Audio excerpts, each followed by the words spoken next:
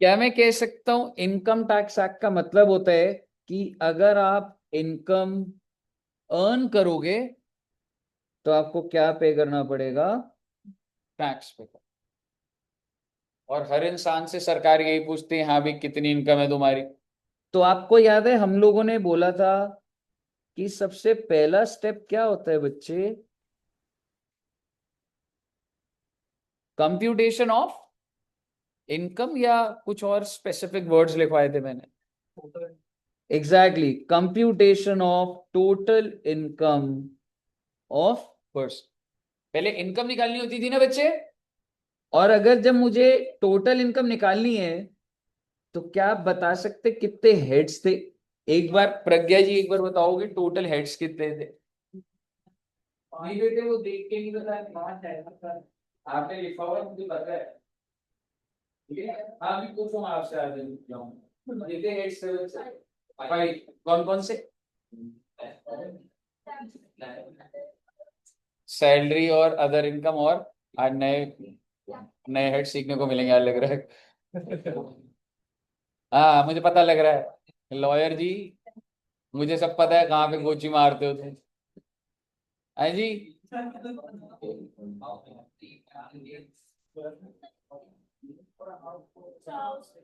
हाँ कौन कौन से थे? Salary, house property, capital gains, PGBP and other source. क्यों बेटे, ये पांच थे ना? अमित ये पांचों के टोटल को क्या बोला जाता था? Tax liability.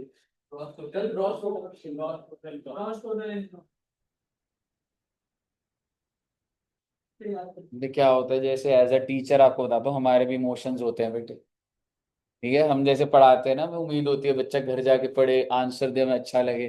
तो ऐसे आंसर मत दिया करो कि मुझे दुख पहुंचे बहुत ज्यादा वो। है ना? मतलब टैक्स के लेक्चर्स कितने हो गए जो बच्चे आ रहे हैं स्टार्टिंग के? सात आठ। तुम्हारे ही अगर कितने हो गए तुम्हारे? हाँ जब से आ रहे करें तो स्टार्टिंग में था 8-10 लेक्चर। और 8-10 लेक्चर मैंने कितनी बार रिपीट कर दिए होंगे ये हेड्स को? आई थिंक बहुत बार कर दिए होंगे। हर क्लास में शुरुआत में यही बात सबसे पहले चलती। ठीक है, अगर आपको हेड्स ही याद नहीं है तो भाई मतलब क्या कर रहे हो मतलब? अरे, मतलब मेरे पास बहुत स्ट्रॉन्ग वर्ड्स हैं पर मैं बोल नहीं रहा कि छोटे बच्चे हो आप। बट मतलब it's not going in the right direction अगर आप नहीं बता पा रहे। तो हाउस प्रॉपर्टी होता है बच्चे, capital gains, PGBP and other source, और इन पांचों के टोटल को क्या बोला जाता है? Gross total income. जीटीआई में से माइनस क्या होता है बच्चे? Deduction under chapter 6A। Okay, ये माइनस हो जाता है। और फाइनली क्या आ जाता है? टैक्सेबल इनकम बोल लीजिए, बट ज्यादा बेटर है टोटल इनकम बोलिए प्लीज। टोटल इनकम बोलिएगा। ठीक है जी। ये स्टेप 1 होता है। अभी तक हमारा कोई भी हेड में कैसे इनकम निकलती है हमने नहीं देखा है। स्टेप 1 के बाद स्टेप 2 क्या होता है? Tax on total income. जब इनकम निकल गई तो उसके बाद क्या होता है? टैक्स। हालांकि ये क्लेरिकल काम होता है, 4 लेक्चर में सारा सीख लिया जाता है टैक्स कैसे निकलता है। सारा एनालिसिस किधर होता है बेटा? कि सर ये इनकम कैसे निकलती है। ठीक है। बट अगर मैं आपको बोलूं, इन दोनों स्टेप से भी एक स्टेप पहले होता है जो हमने स्टार्ट करा था, that is determining the residential status of individual. तो अगर मैं आपसे बात करूं, इससे पहले भी जो स्टेप है उसको अगर मैं प्रिलिमिनरी स्टेप बोलूं तो वो ये है, determine the residential status of person. ठीक है साहब, यही था ना? यानी कि आप सब बच्चों की भी बात करी जाए तो आप रेजिडेंट हो या आप नॉन रेजिडेंट हो? रेजिडेंट। तो उसकी कंप्यूटेशन अलग चलती। और अगर आप नॉन रेजिडेंट हुए तो उसकी इनकम अलग तरीके से निकाली जाती। तो बेसिकली इनकम निकालने से पहले भी आपको ये तो समझ आना चाहिए कि पहले मुझे ये जानना है जिस बंदे की मैं इनकम निकाल रहा हूं वो रेजिडेंट है या वो नॉन रेजिडेंट। और हमने यहीं से हमारा ये चैप्टर स्टार्ट हुआ था, और वो चैप्टर था जी हमारा रेजिडेंशियल स्टेटस। और हमने रेजिडेंशियल स्टेटस में क्या देखा था बेटे? कितने अलग अलग टाइप के लोग थे? टोटल कैटेगरीज कितनी थी? चार। एक थी इंडिविजुअल, फिर HUF, देन, और इसके बाद अदर्स। याद आ रहे हैं? अदर में सारे आ जाएंगे, OP, BOI, artificial judicial person, सारे। मुद्दे की बात ये है, इंडिविजुअल जो था, यानी कि मैं अगर आपकी बात करूं, या तो आप रेजिडेंट होते हैं या तो आप, और अगर आप रेजिडेंट बन गए तो फर्दर क्या होगा?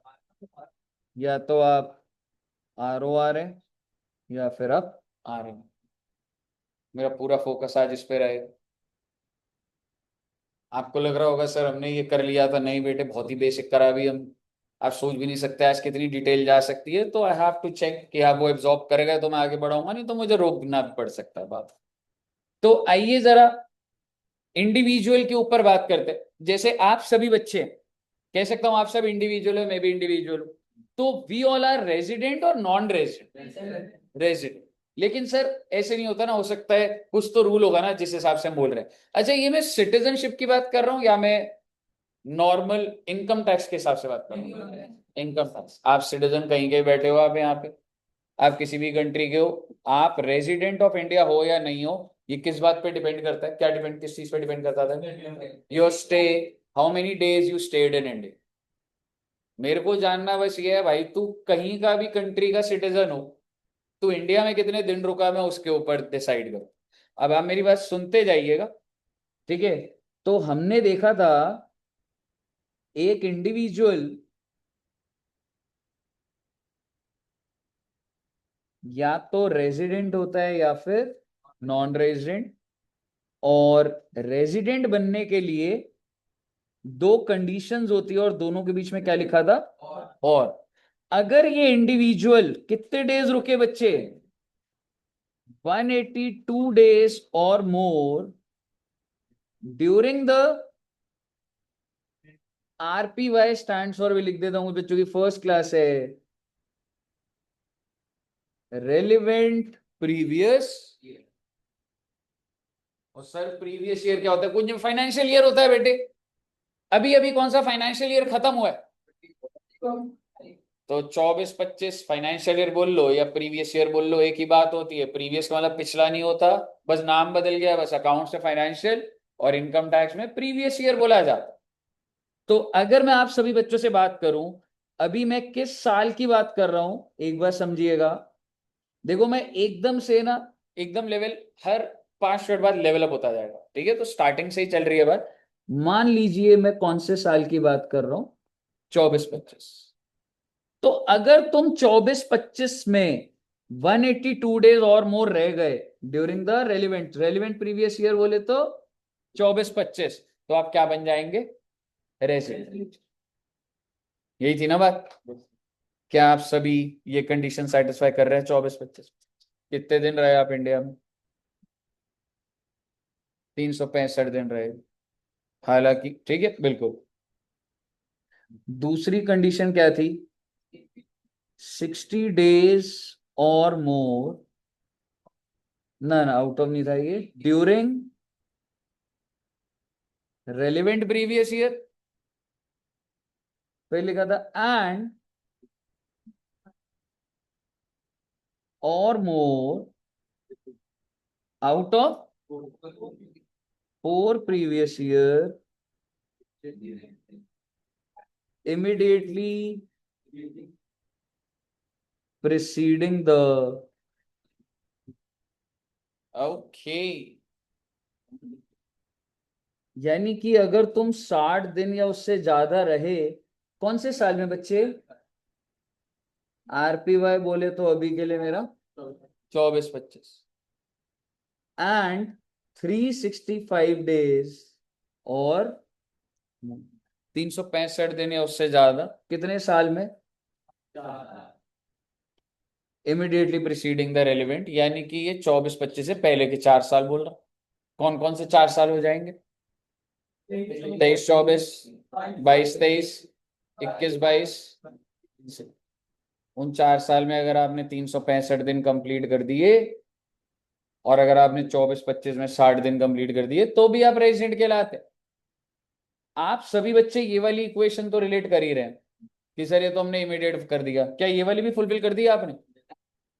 क्या आप 24-25 में 60 दिन थे? बिल्कुल थे। और उससे पहले वाले 4 साल में क्या 365 दिन थे? ऐसा 4 साल में क्या हम तो हर साल में 365 दिन। तो आप मुझे बताइए, क्या आप बहुत ही कंफर्टेबली दोनों पोजीशन सेटल कर रहे हैं? Very good. अब मैं आपसे एक बात करता हूं, अभी आप ये एग्जाम्पल मत नोट करिएगा, लेकिन जस्ट एनालिसिस हो जाए। 24-25 में एक इंसान है, वो 24-25 में 30 डेज रहा है। 23-24, 22-23, 21-22, 20-21, 180, 190, 300, 100। आपने बताना है ये इंसान रेजिडेंट है या नॉन रेजिडेंट। कौन से साल के लिए चेक कर रहा हूं मैं? 24-25, क्योंकि मैं वो बंदा 24-25 के लिए आया, कह रहा मैंने, हाँ भाई 24-25 में कितने दिन रहा? 30 दिन रहा भाई। और आप मुझे बताइए, और पुराने सालों का मैंने डेटा लिया। Is he satisfying condition number A? No, because you have to be 182 days or more. Is he satisfying condition number B? Is not satisfying. If you don't satisfy any of the condition, you become non-resident. ना तो A satisfy करी और ना ही B satisfy करी, आप तो non resident बन जाते हो आप। समझ आया पहले यहां तक? अब आप मुझे बताइए, अगर यही क्वेश्चन रहता और ये 80 डेज होता तो?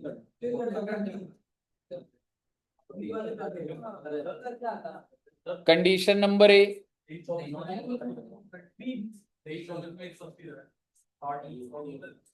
किसी भी साल का देखूंगा या जिस साल का चेक कर रहा हूं वो देखूंगा? मैं कौन से साल के लिए चेक कर रहा हूँ? कौन से साल के लिए चेक कर रहा हूँ? 24-25 देखूंगा ना कि उस साल में। तो during the relevant previous year लिखा है ना, 60 दिन तो उसी साल का चेक करता हूं ना मैं। ठीक है, आइए मुझे बताइएगा, ये वाले केस में रेजिडेंट है। अच्छा, is he satisfying condition number A? Because उसमें तो 182 डेज सही। But is he satisfying condition number B? 60 days हो रहे हैं, बिल्कुल हो रहे हैं, और पिछले 4 साल में। And if you satisfy you become resident. यहां तक कोई दिक्कत बच्चे? 175 डेज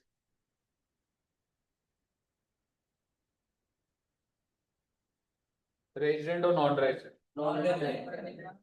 कंडीशन नंबर ए सेटिस्फाई नहीं हो रही। कंडीशन नंबर बी में 60 दिन तो हो रहे हैं पर 365 नहीं हो रहे इसके, तो ना तो ए ना ही बी, नॉन रेज। सारी बातें अब आपको समझ आनी चाहिए बेटे। यहां तक क्लियर है? अब आप आगे समझिए।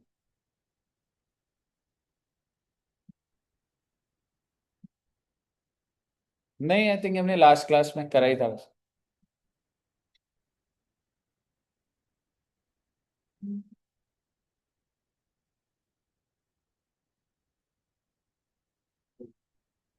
रेजिडेंट बनने के बाद क्या होता है बच्चों?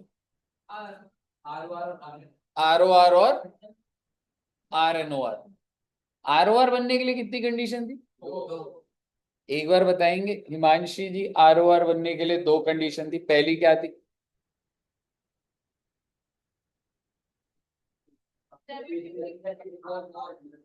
आप हिमांशी जी की फ्रेंड है, मुझे पता है, आप हेल्प कर रहे हो। आपसे पूछ लूंगा, कोई बात नहीं। एक बार हिमांशी जी को आंसर दूसरी बात क्या है? पहली बता दो। पहली वाली, दूसरी वाली बता दो चलो। ये बढ़िया, दूसरी याद है, दूसरी भी नहीं बोली। क्या थी बच्चे second condition?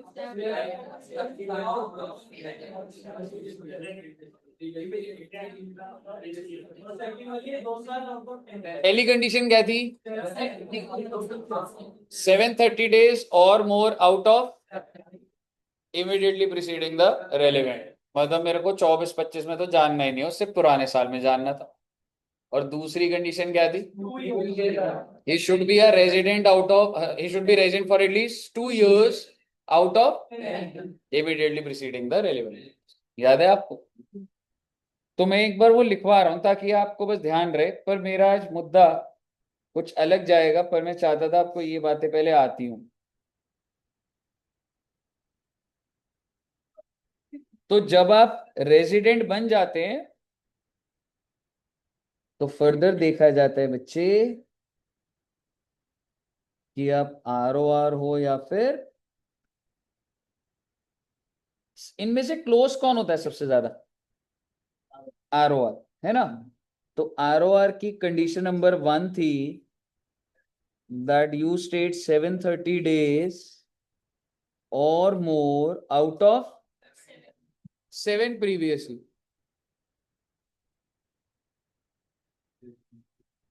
Immediately preceding relevant previous। यही था ना बच्चे? बस आपको ये ध्यान रखना है, इसका कोई 24-25 से लेना देना, 24-25 पहले का लेना था। ठीक है, उससे पहले के कितने साल? 7 years, उसमें 730 दिन हो गए तो हो जाए।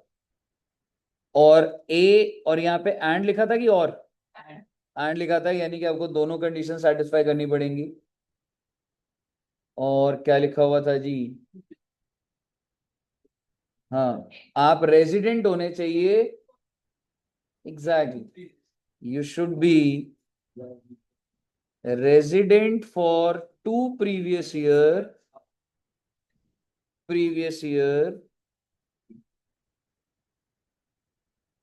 immediately preceding the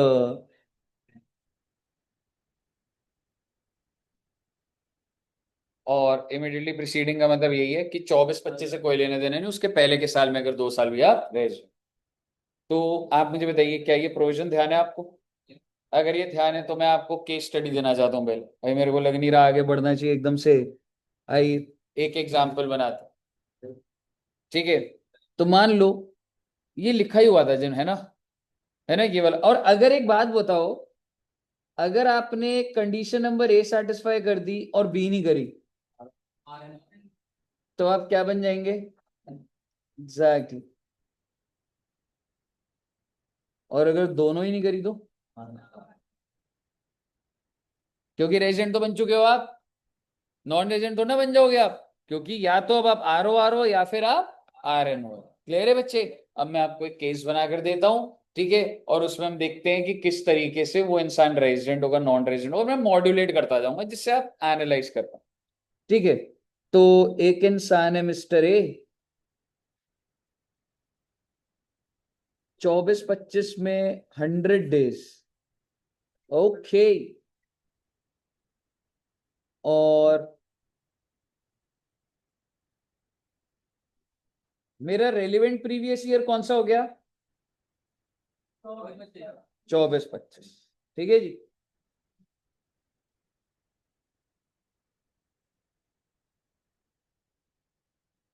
23-24, 150,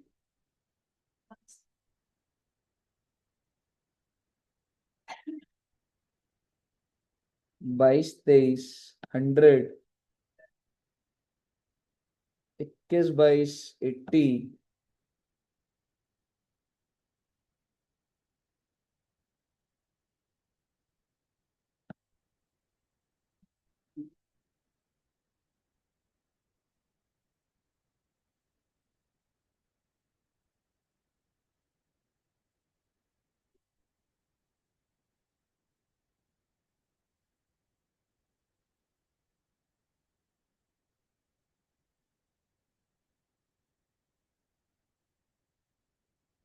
कितने दिन चाहिए होते हैं वैसे टोटल? साल आई मीन 1 2 3 4 5 6 7 8 9 और 14 15। मुझे भी नहीं पता बेटे मैंने अभी कितने डेज लिखे हैं, लेकिन at least for this case right now मैं मॉड्यूलेट करता रहूंगा। आप मुझे बता दीजिए in this case residential status of mister. Sir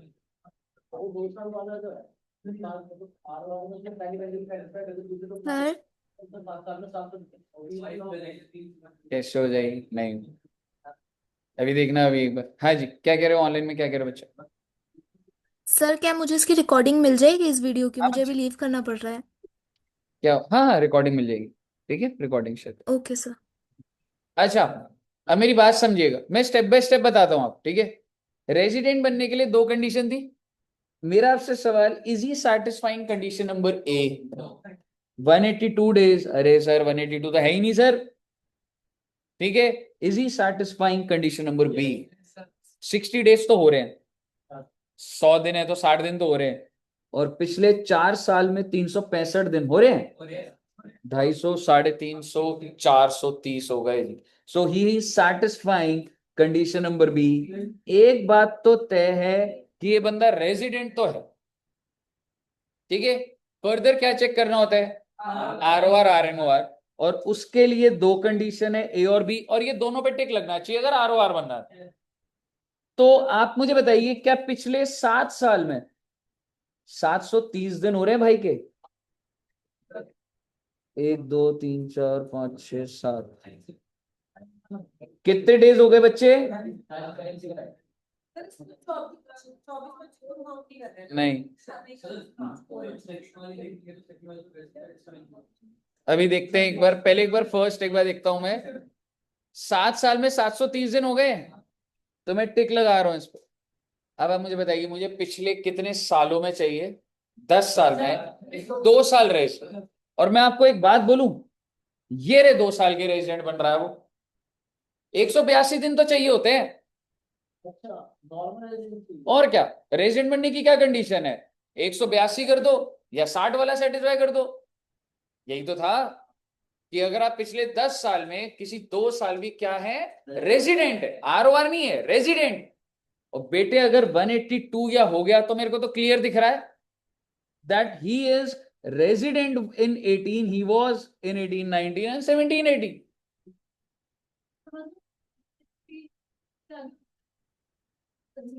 not necessary. अगर 60 से ऊपर है बट अगर पिछले 4 साल में टोटल नहीं बैठा तो कंडीशन तो सेटिस्फाई नहीं होगी ना। ठीक है, बट मुझे इधर प्राइमा फेसी दिख रहा था, मैं क्यों दिमाग लगाऊं भाई की कंडीशन नंबर बी? मेरे को क्लियर लिस्ट में दिख रहा है 10 साल में 182 या उससे ऊपर हो रहा है, मेरे को क्लियर दिख रहा है रेजिडेंट। तो मैं एग्जाम में लिख सकता हूं, it is clearly evident that in previous year 18 19 he stayed for 300 days, therefore he was a resident in 18 19. Similarly in 17 18 he stayed for 191 days, making him a resident in 17 18 as well. Therefore he satisfied the condition of becoming a resident for 2 years out of 10 previous year immediately preceding the relevant previous year. आपको वो दूसरे वाले का क्या देंगे? B भी हो गया, और ये क्या बन गया बेटे?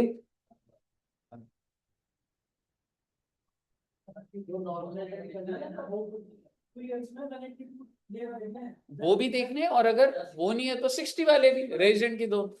अभी कर दूंगा मॉड्यूलेट, यहां तक क्लियर है?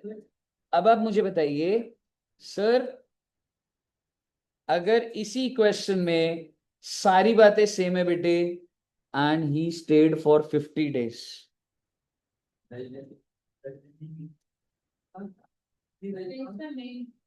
24 25 में, 24 25 में he stayed for rather than 100 days। ये केस नंबर ए है, केस नंबर बी है। ही स्टेड फॉर 50 days और बाकी सारा सेम है, ये नीचे का सारा सेम। रेजिडेंट या नॉन रेजिडेंट? क्या ये कंडीशन नंबर ए सेटिस्फाई करे? नहीं। कंडीशन बी, 60 दिन तो होने चाहिए थे, तो ये क्या बन जाएगा जी? Non red. आगे सुनिएगा,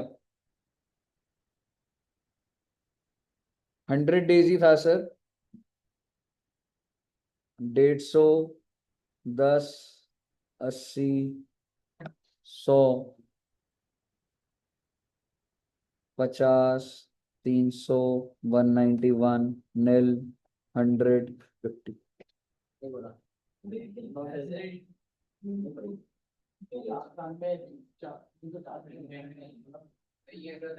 ये 4 साल का मैंने बस यहाँ एक चेंज करा है, इसको 10 कर दिया है बस मैंने।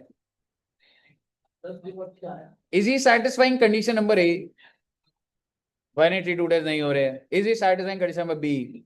सर 60 दिन तो हो रहे हैं, पर पिछले 4 साल में 250 और 80 ऐड करोगे 330, 340 दिन बैठ रहे हैं सर। तो he has neither satisfied A nor B, therefore he becomes non। समझ आ रहा है आप? आगे देखिएगा एक बार।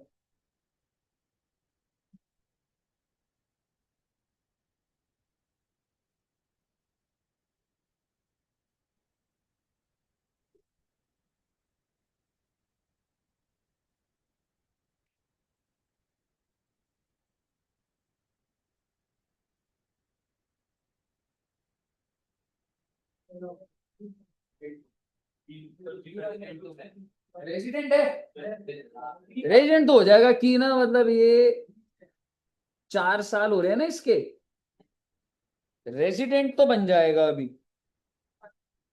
क्योंकि ए फुलफिल करी नहीं, सेकंड तो कर गया। पर आरओआर के लिए क्या पिछले 7 साल में 730 दिन हो रहे हैं? अगर मैं 3 साल और जोड़ लूं, 590 जा रहे हैं। तो बेटे एक काम करो, ये लो,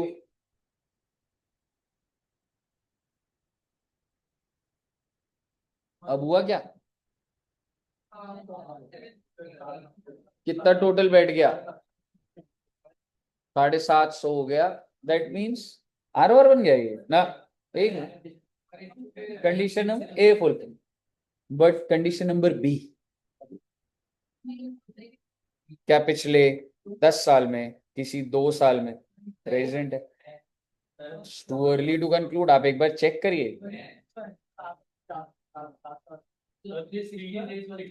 एग्जैक्टली। ये भैया एक मिनट, मैं फ्लो बना दूंगा, ठीक है? आपका बना होना चाहिए फ्लो। मैं स्टार्टिंग से बोल रहा हूं आखिरी केस में, क्या ये रेजिडेंट बनने की पहली कंडीशन सेटिस्फाई कर रहा है? नहीं कर रहा। सेकंड कर दिया इसने, तो that means is resident, because 60 days हो रहा है और पिछले 4 साल में 365 हो रहे हैं, तो वो रेजिडेंट बन। आरओआर के लिए 2 कंडीशन होती है, क्या 730 दिन की कंडीशन पूरी कर गया ये? कर गया। अब दूसरी, पिछले 10 साल में कोई भी 2 साल में रेजिडेंट निकलना चाहिए। लेट्स चेक 23-24, क्या ये 23-24 में रेजिडेंट है? रेजिडेंट बनने के लिए क्या होता है, पहली कंडीशन क्या होती है? सर ये तो नहीं हो रही इससे, पर क्या कंडीशन नंबर बी हो रही है? 60 डेज और पिछले 4 साल में 365 बिल्कुल हो रही है ये। इसका मतलब कंडीशन बी सेटिस्फाई कर गया, 1 साल तो मिल गया मेरे को रेजिडेंट का। अब दूसरे पर आते हैं, अगले साल में 22-23 में क्या ये रेजिडेंट है? क्या ये कंडीशन नंबर ए सेटिस्फाई कर रहा है? नहीं, पर कंडीशन नंबर बी, कौन से 4 साल लोगे, 1, 2, 3, ये भी कर गया। ये satisfied condition number B also, और इससे आगे मुझे कोई चेक करने की जरूरत ही नहीं पड़ेगी। लेकिन जस्ट आपसे जनरली चेक करने के लिए, ताकि आपकी प्रैक्टिस हो जाए, क्या ये 19-20 में रेजिडेंट है? क्या आप मुझे बता सकते हैं ऐसी जनरली? कंडीशन नंबर ए भी नहीं हो रही, और कंडीशन नंबर बी 60 दिन तो हो रहा है पर 365 बनेंगे इसके, और अगर ये नहीं हो रहा होगा तो ये रेजिडेंट। समझ आ गया बच्चे? पहले तो मेरे हिसाब से क्या करना चाहिए, इसको नोट करना चाहिए। क्लियर है सब बच्चों को यहाँ तक? ठीक है, केसेस तो बन गए इसमें काफी। तो अब मैं आपके साथ थोड़ी सी बात आगे बढ़ाता हूँ, बहुत ज्यादा तो आगे नहीं बढ़ पाएगी बात।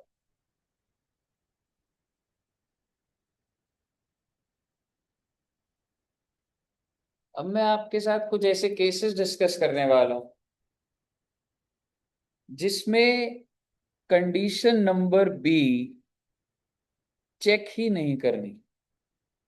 कुछ कैटेगरी ऑफ इंडिविजुअल्स हैं जिनके ऊपर सिर्फ वो रेजिडेंट है या नॉन रेजिडेंट है, वो सिर्फ किस कैटेगरी से होगा? 180। Because to identify whether you are resident or non-resident, there are two condition, condition A और B. If you satisfy any of them, you become resident. But अब जो मैं आपको बोलूंगा, अब मैं आपको टेक्निकली बोलना चाह रहा हूं, एक्सेप्शन टू रूल बी, यानी कि rule B will not apply. ठीक है, तो आइए साथ में लिखिएगा। हाँ, उसी में 2 पेज जहाँ मैंने छुड़वाए थे।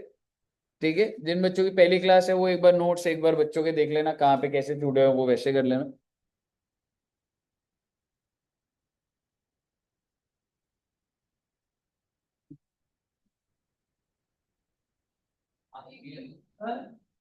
हाँ जी। यार रिमोट यार दिख नहीं रहा यार, पीछे रिमोट पड़ा है क्या? क्या करना है, बंद करना है?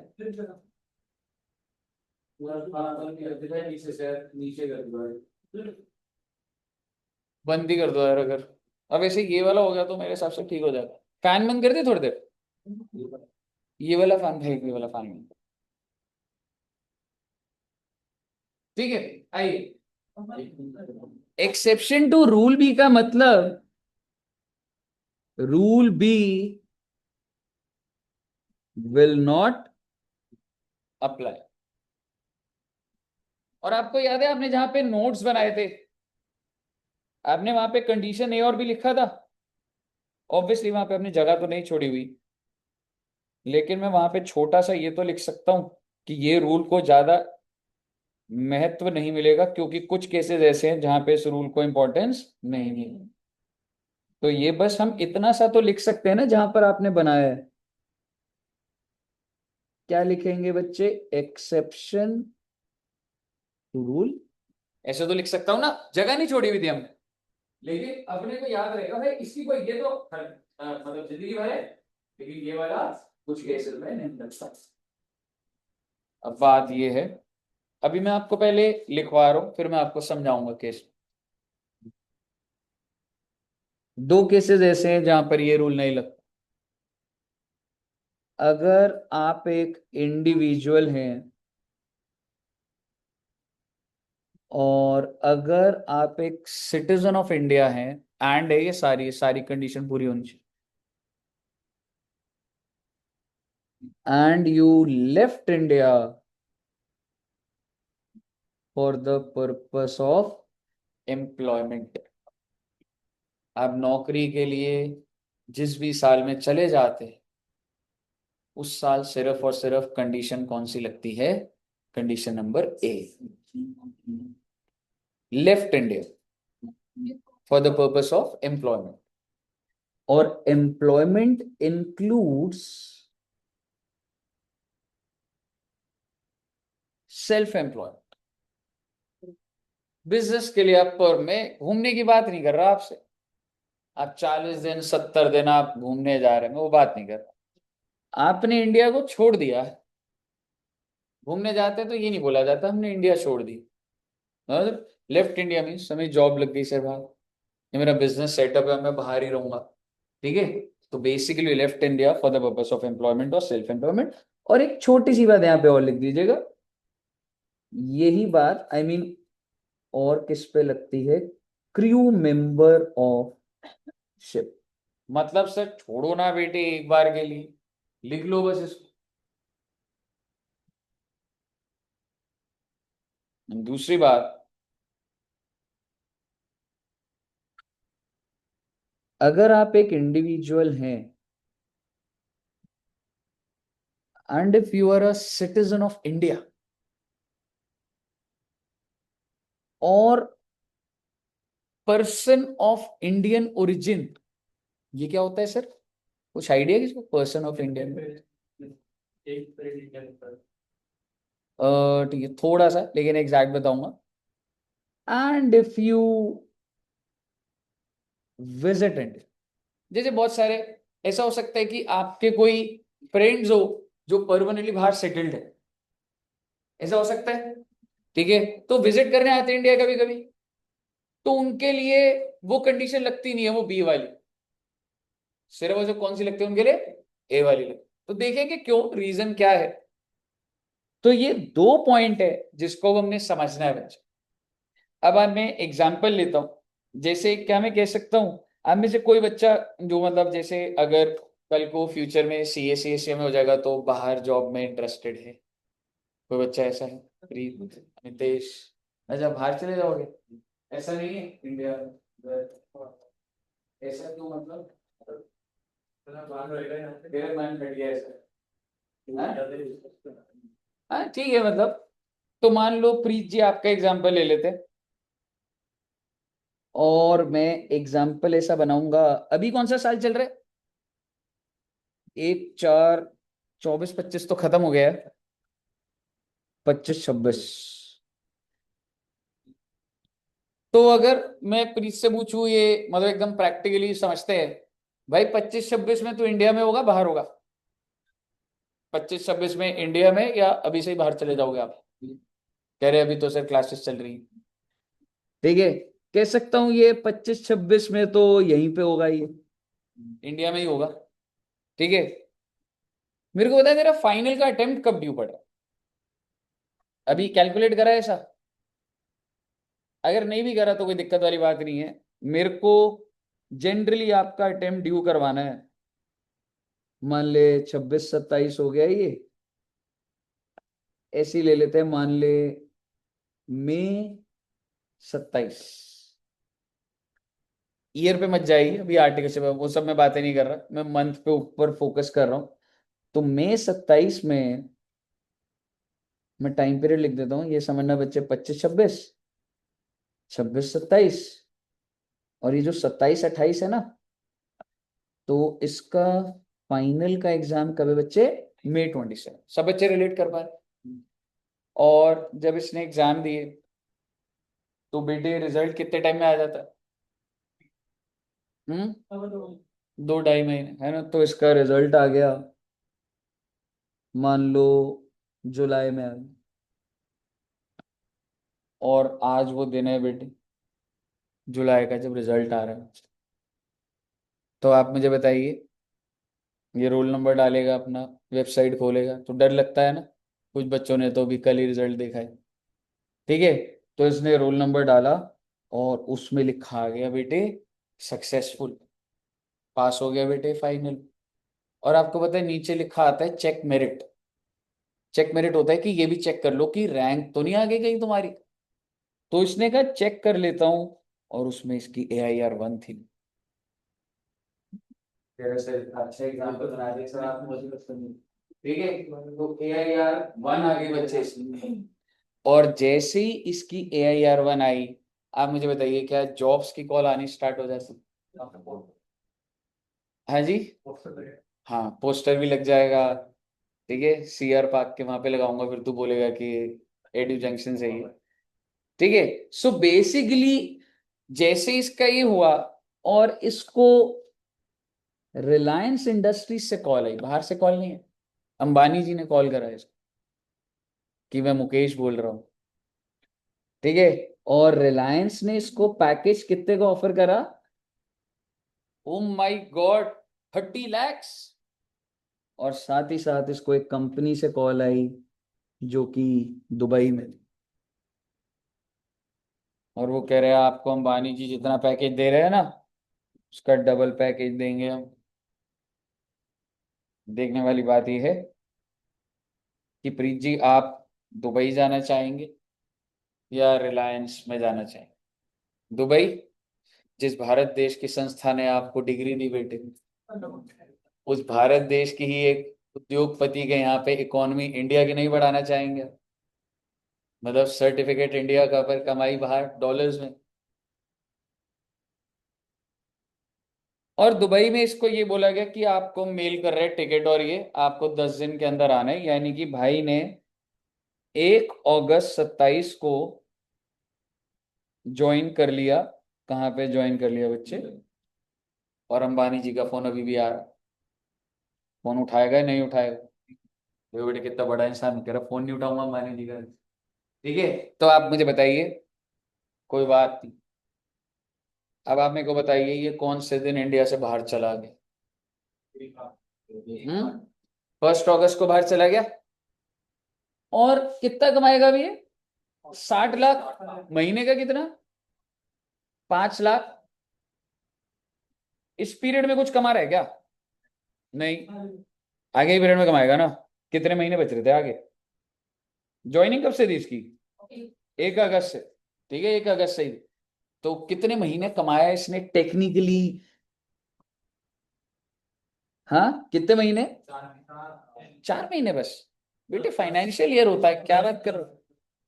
4 महीने तो अप्रैल, ये तो इंडिया में था जब कमाया नहीं, 8 महीना कमाया इसने। तो कितने रुपए कमाया?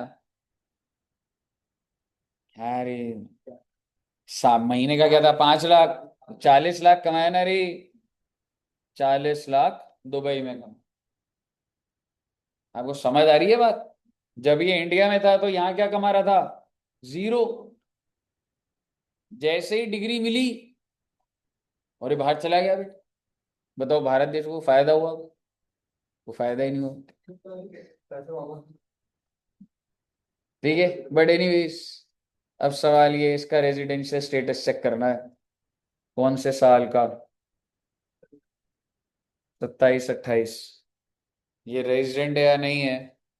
Is he satisfying condition number A? Is he satisfying condition number ए? कितने दिन रहा है ये भाई इंडिया में? 4 महीना। Let's be specific. अप्रैल के कितने? मई 31, जून, जुलाई, what about August? No, that's date of exit, no.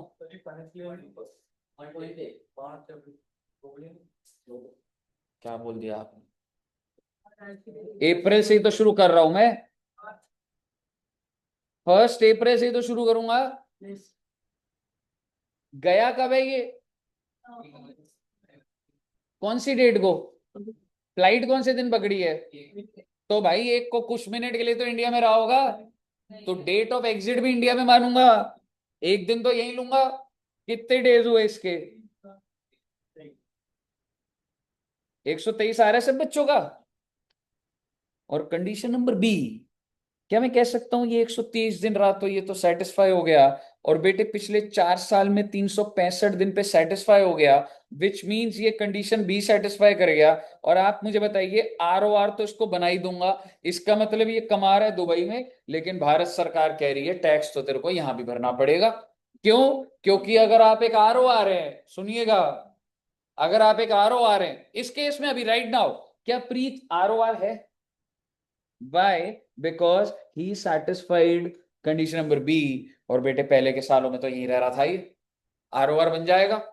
इसका मतलब ये दुबई में कमा रहा, पर टैक्स इसको कहाँ देना पड़ेगा? क्या ये सही बात है या ये गलत है? ये सही है या गलत है? गलत है। आपका डिग्री लेके इंडिया से बाहर जाना सही है। ठीक है, तो ऑब्वियसली ये गलत बात है, बिकॉज दुबई के अपने टैक्सेस होंगे, हालांकि दुबई में कम टैक्सेस होते हैं, वो अलग बात है। लेकिन आप जिस कंट्री में जाके मेहनत करते हो वो कंट्री टैक्स लेती है। तो भारत सरकार ने बोला डोंट वरी, ऐसे केस में अगर आप नौकरी की वजह से कंट्री छोड़ते हैं तो हम कंडीशन नंबर बी नहीं लगा। तो सिर्फ और सिर्फ आपके ऊपर कौन सी कंडीशन एप्लीकेबल हुई है? कंडीशन नंबर ए। और अगर कंडीशन नंबर ए एप्लीकेबल हुई है तो आपके तो 123 दिन है, जिस वजह से आप क्या बन जाएंगे? Non resident. और इसका मतलब कोई भी आपको भारत देश को टैक्स नहीं। दिस इज बिकॉज, क्योंकि बेटे 60 दिन की वजह से तो मेरे को उस बंदे को नहीं पकड़ लेना चाहिए ना। बट यस, अगर ये रुका होता यहाँ पे दिसंबर तक, भारत देश में इसने दिसंबर तक करा तो भाई 200 दिन हो गए लगभग। फिर तो मैं इसके ऊपर यही कंडीशन लगा रहा हूँ। But if you leave India for the purpose of employment, then rule number B will not. पहले बताइए, यहां तक समझ आया?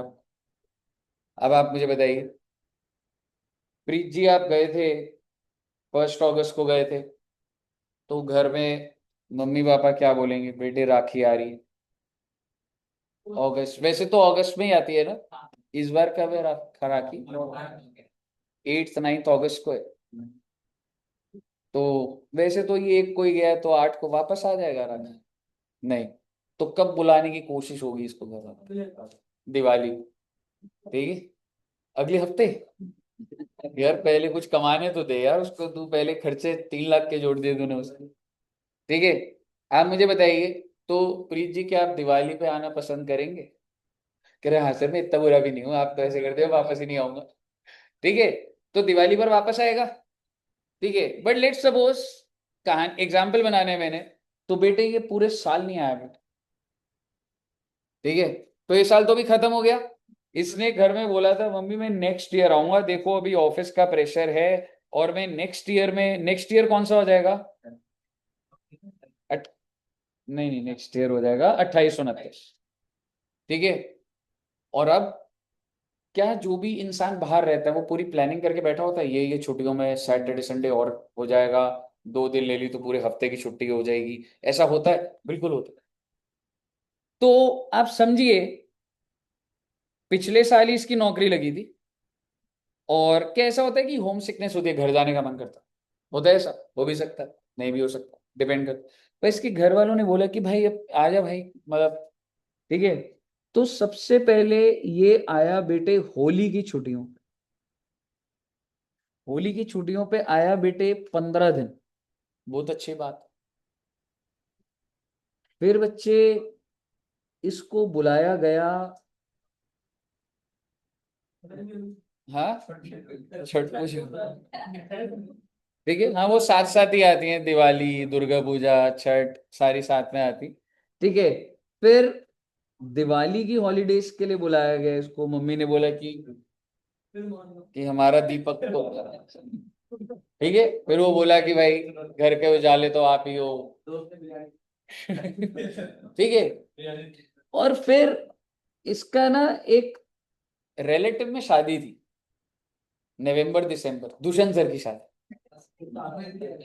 अगर दुष्यंत सर की शादी हो तो आएगा, विजिट करेगा, फिर आएगा। तो दुष्यंत सर की शादी पे ये कितने दिन के लिए आया बच्चे? और इसको आके पता लगा कि दुष्यंत सर की शादी नहीं थी, इसी की शादी थी, घर वालों ने फिक्स करी हुई। ठीक है, नहीं एग्जाम्पल के लिए दुष्यंत सर की वेडिंग ले लेते हैं। ठीक है, दुष्यंत सर वेडिंग। हालांकि इतने दिन की छुट्टियां दुष्यंत सर नहीं लेंगे जितनी ये लेकर आ गया बेटे दुबई से। ऑफिस ने बोला कि उम्मीद देखो मैं तो पूरे साल कितनी बार आया हूँ, ठीक है, अब मैं जा रहा हूँ, अब मत बुलाना दोबारा। ठीक है, इस साल का इसका ये होगा। अब आप मुझे बताइए, ये हॉलीडेज पर आया, एंड कहने से इसने विजिट करा इंडिया, कितने दिन? ओ माय गॉड, 65 दिन आ गया ये इंडिया में।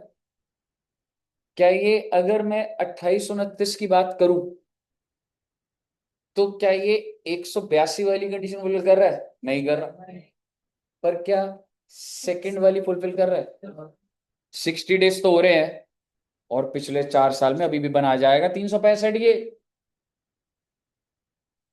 हाँ, और उससे 7 साल पहले और 10 साल, ये तो ROR बन गया ये तो बेसिकली, एक बार अगर ये इधर 60 दिन अगर आ गया, तो ये फिर ROR बन जाएगा। अब आप मुझे बताइए, अगर इसके घर वाले बोल रहे हैं कि विजिट कर, तो ये तो यही बोलेगा ना, अगर मैं इधर आया तो मैं ROR बन जाऊंगा मम्मी, सारी इनकम यहाँ टैक्सेबल हो जाएगी, मोदी जी मना कर रहे हैं, बताओ। यही है ना कहानी, 60 दिन बनते ही फंस जाएगा, नहीं फंस जाएगा? तो आप मुझे बताइए, सरकार ने क्या बोला कि नहीं नहीं ऐसी बात नहीं है, आपको अपने घर विजिट करना चाहिए। अगर एक इंडिविजुअल जो कि सिटीजन होता है, और अगर वो विजिट करता, तो उस पर कंडीशन नंबर भी नहीं लगेगी, मतलब 60 दिन वाली कहानी नहीं लगेगी, मतलब सिर्फ और सिर्फ 182 दिन वाली लगेगी। विच मीन्स ये अभी अगर 65 दिन रहा, फिर भी ये क्या बन जाएगा? And it's not necessary that पिछले साल नौकरी, ये तो मैं कहानी बना रहा, समझ रहे हो? अब मान लो ये कौन से साल में गया था, 27 28, और 27-28 में इसके घर वालों ने इसकी शादी करा दी बेटे। तो जब शादी होगी तो ये नौकरी कर रहा है, पर वाइफ तो हो सकता है ना विजिट करने आ जाए अगर हाउस वाइफ है तो। ठीक है, तो उनकी तो नौकरी वैसे नहीं गई थी वो, तो अगर वो विजिट करेंगे तो उनके ऊपर भी 60 डेज वाला कंडीशन नहीं है। इट्स नॉट नेसेसरी कि आप नौकरी के बाद विजिट करो, प्लीज, ये दोनों केसेस अलग है, आप समझिए। ये तो मैं सिर्फ आपको कहानी बनाने के लिए रिलेट कर रहा। पहला वाला पॉइंट क्या था, नौकरी के लिए गया, जिस साल गया उस साल 60 दिन वाला नहीं लगेगा। और ऐसे बहुत सारे लोग हैं बेटे जिनको गए हुए 20 साल हो गए, वो आज जब विजिट करते हैं, ठीक है, तो उनके ऊपर कौन सा केस लग रहा है, ये वाला केस।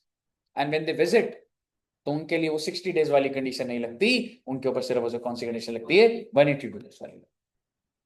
मुझे बताइए, समझ आया बच्चे?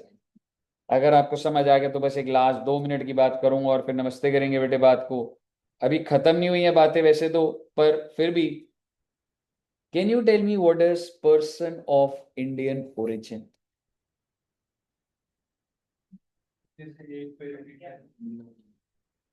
पर्सन ऑफ इंडियन ओरिजिन का मतलब होता है बच्चे,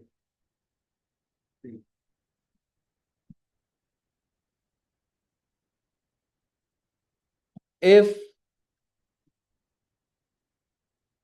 individual himself or his or her parents या फिर grand parents are born in Hindu undivided India, that is before partition। क्या आप बता सकते हैं, पार्टीशन से पहले तो पाकिस्तान भी इंडिया में था ना बेटे? आप में से कोई बच्चा जो पाकिस्तान से, हाँ लाहौर से है ना, बांग्लादेश, हाँ? अच्छा, हाँ? ऐसे में भी, अगर आपने सुना मुल्तान किधर है अभी, तो पहले तो पंजाबी था ना। ठीक है, आप मुझे ऐसी पाकिस्तानी बोल रहे हो बेटे। ठीक है, तो बेसिकली जब पार्टीशन हुआ तो जितना एरिया वहां के जो हिंदूज है वो यहाँ आ रहे थे। ठीक है, और आपको एक बात बताऊं, जैसे हम लोग जैसे मुल्तान में रहते थे, तो ऑब्वियसली वहां पे जो भी हमारी जगहें जमीनें थी, ऑब्वियसली वो मिल जाती है, नहीं मिलती, कुछ नहीं मिलती। लेकिन उन सबको यहाँ पे कुछ लैंड अलॉट करने की स्कीम्स तो होती ही। तो जितने भी नगर है ना यहाँ पे सारे, अगर मैं बोलूँ वही जो रिफ्यूजीज हैं जो मुल्तानी है वो रहते हैं, मुल्तानी नहीं बोलूंगा, पंजाबी वहां पे जितने भी थे जो यहाँ पर आए। लाजपत नगर क्या है, नगर वर्ड ही यही है, जो वहां से आए उनको बसाना था। लाजपत नगर, तिलक नगर, पटेल नगर, मालवीय नगर, आपको यहाँ पे जो पुराने पुराने लोग दिखेंगे, दादी दादा, वो सारे वहीं से आए हुए हैं इधर। समझ रहे हो, जितना भी नगर है। और कौन सा वैसे नगर, उत्तम नगर, ये सारे उसी कॉन्सेप्ट पे बने। समझ रहे हो? तो अब सवाल ये है कि अगर आपका जन्म या आपके पेरेंट्स का या आपके ग्रैंड पेरेंट्स का, अगर किसी का भी पार्टीशन से पहले, मतलब 1947 से पहले, तो आप क्या बन जाएंगे, पर्सन ऑफ इंडियन ओरिजिन। अब मेरा आपसे सवाल है, क्या आपका जन्म पार्टीशन से पहले का है? ऑब्वियस। आपके पेरेंट्स का, ग्रैंड पेरेंट्स, ग्रैंड पेरेंट्स, तो आप सब क्या बन गए बच्चे, पर्सन ऑफ इंडियन ओरिजिन। तो आप सर ये बात आप क्यों कह रहे हो, वो बेटे यहाँ पे मैंने लिखा हुआ है, ये जो विजिट कर रहा है या तो ये सिटीजन है या पर्सन ऑफ इंडियन, कोई एक भी सेटिस्फाई होगा, बता रहा हूँ क्वेश्चन यहाँ तक आ जाए। लेकिन मेरी आपसे आगे सवाल है, अब अगर मैं अपनी बात करूं, तो मेरा पार्टीशन से पहले का बर्थ नहीं है। अगर मैं अपने पेरेंट्स की बात करूं तो उनका भी 1954 1960 ऐसे करके बर्थ है, लेकिन मेरे भी ग्रैंड पेरेंट्स पार्टीशन से पहले का। समझ रहे हो? तो बेसिकली मैं भी क्या हुआ, person of Indian origin. But आज के टाइम पे जो छोटे छोटे बच्चे होंगे, क्या वो पर्सन ऑफ इंडियन ओरिजिन है? जैसे मेरी डॉटर है इनाया, शी इज 8 years, क्या is she person of Indian origin? क्या उसका खुद का बर्थ है पार्टीशन से पहले का? नहीं, मेरा भी नहीं है, उसके दादा दादी का। तो अभी जो छोटे छोटे बच्चे, are they person of Indian origin? No, they are not person. समझ रहे हो? क्योंकि ना उनका, ना उनके पेरेंट्स का, ना उनके ग्रैंड पेरेंट्स का बर्थ पार्टीशन से पहले। फॉर दिस प्रोविजन लेना देना बस, ठीक है? और कोई एंटाइटलमेंट या ऐसा कुछ वो नहीं है, लेकिन ये प्रोविजन जो लिखे हुए हैं, अब आप कह सकते हो कि उन बच्चों के लिए ये वैलिड नहीं है कि मैं बोलूं वो सिटीजन तो होंगे इंडिया के, लेकिन मैं उनको पर्सन ऑफ इंडियन ओरिजिन नहीं बोल सकता। समझ रहे हो? तो अभी की जो जनरेशन है कौन सी है वो? जेन जी। तो आप बच्चे नहीं हो? जेन अल्फा? क्या 1976? नहीं, अभी जो जिनका बर्थ हो रहा है अल्फा है। कौन से साल से? अब गामा भी आ चुका है ना, आई थिंक। एक एलियन भी है, जेन एलियन, कल पता लगा था मुझे कोई है। हाँ, पता नहीं, मुझे एक बच्चा बोल के चला गया, मैं मान गया उसकी बात। ठीक है, एनीवेज, मुझे बताइए यहां तक क्लियर है बच्चे? तो सर जी, अगर मैं आपको ले दे के बात बोलूं, बड़ी सिंपल सी बात थी। अभी भी ना इंटेंसिटी अभी वैसी, अभी और भी डीप जाएगा ये अभी, ठीक है? पर आप समझिएगा, इंडिविजुअल, अगर एक बार जस्ट समराइज करूं, या तो रेजिडेंट होता है, नॉन रेजिडेंट होता है। रेजिडेंट होने की दो कंडीशन थी, बेसिक, और उसके बाद आर बनने के लिए फर्दर दो एडिशनल। अब मैं बेसिक पे आ जाता हूँ। पहली कंडीशन बेसिक थी 182 डेज, और दूसरी क्या थी? 60 और 365 दिन वाली। पर ये वाली किन केसेस में नहीं लगेगी?